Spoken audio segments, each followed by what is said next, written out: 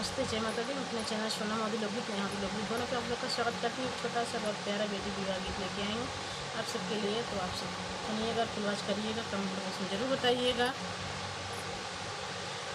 चम चम चमकाई सिर कई चुनरिया, रे सिर कई चुनरिया, रे हाथवा में लाल सिंगोरा रे लालनवा, रे हाथवा में लाल सिंगोरा रे लालनवा। मड़ाई में बैठे हैं पंडित नौआ, रे पंडित नौआ, रे मड़ाई में बैठे सब लोग रे लालनवा, रे मड़ाई में बैठे सब लोग रे लालनवा।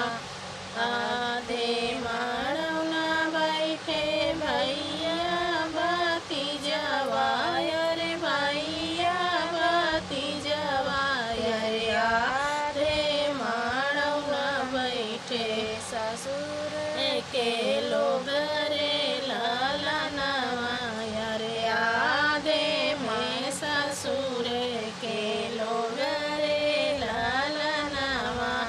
तनिक के बेनिया डोलाव मोरी रानिया, डोलाव मोरी रानिया, रे गरमी लागत बड़ी जोर रे लालनवा, रे गरमी लागत बड़ी जोर रे लालनवा।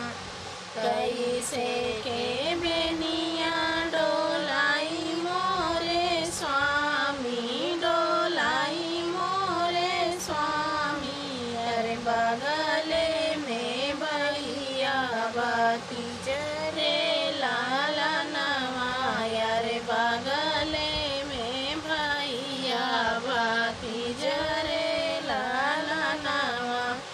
एतनी बचन सुनई दुलहे कावन रमय, रे दुलहे कावन रमय, रे उठी के चले नरी सियाई रे लालनवा, रे उठी के चले नरी सियाई रे लालनवा।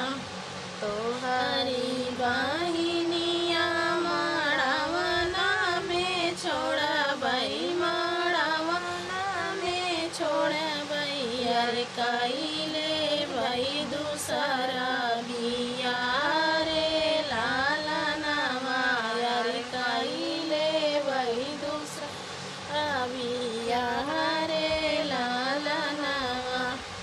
एतनी बचन सुनई बेटी हो कावन देई, रे बेटी हो कावन देई, अरे उठी गे